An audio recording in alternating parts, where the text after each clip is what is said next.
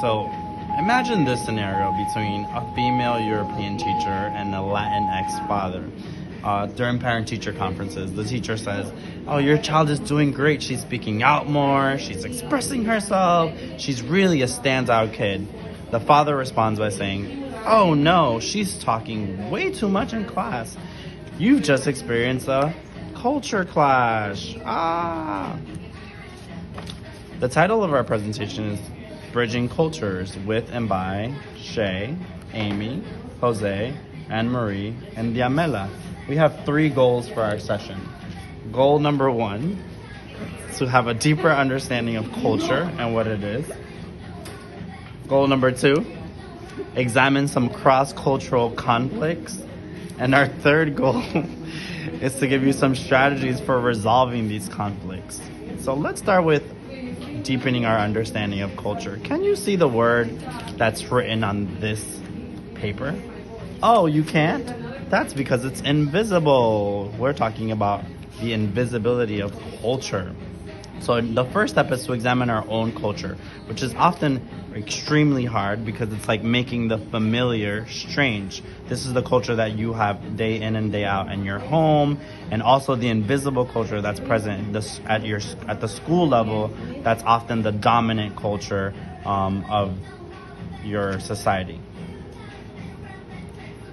There are 2 main contrasting cultural value systems that we're going to be discussing today that influence your habits and your behavior. The first one is individualism, as you can see the tiny little person by themselves. And then the versus collectivism. Collectivism, we're talking more about the unit and more people together as a group. So let's talk about the contrast between individualism and collectivism. So in individualism, we're talking about the I, like we spoke about previously. And then in collectivism, it's more of a we, a group unit. And let's think about this question. Is there a barrier between individualism and collectivism?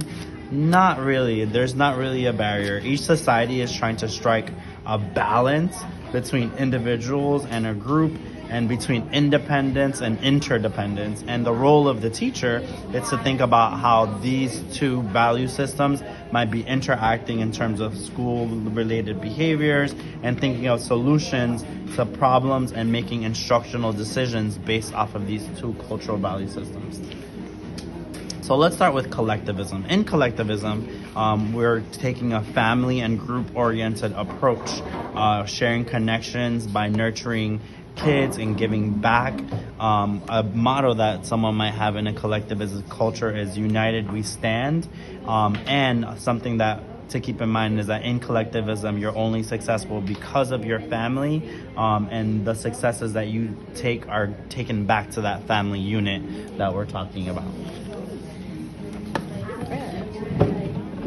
Oh, jeez. Right. And then we go into individualism, which is the I factor, where they are grown to be independent thinkers. Their things are their source of independence, like their property. It's to themselves, and it also caters to self and self-success. And here we have individualism and collectivism at home and how it's viewed. For individualism, at home, they do not see knowledge or wisdom as a special province of designated elders, where in collectivism it's more hierarchical. Parents encourage children to amuse themselves independently and discourage them from requiring constant adult attention, where parents cultivate both more psychological and physical closeness with their children in collectivism. Also, in collectivism, children are less likely to be asked to formulate or share opinions or talk about what they're learning in school.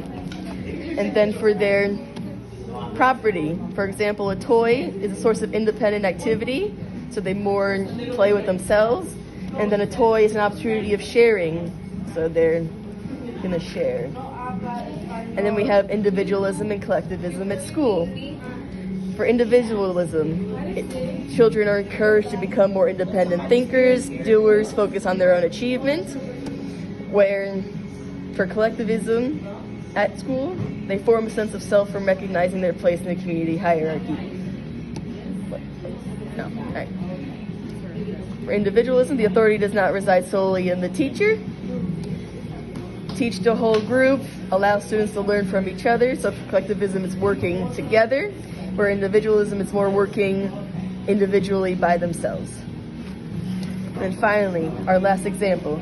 Individualism here, don't grab other people's toys. He has his toy playing by himself, but for collectivism, it's more share, work together, share together. And then the bridge to bicultural competence is to explain that they exist and that we as teachers should be consciously providing opportunities to incorporate both of these individualism and collectivism in the classroom.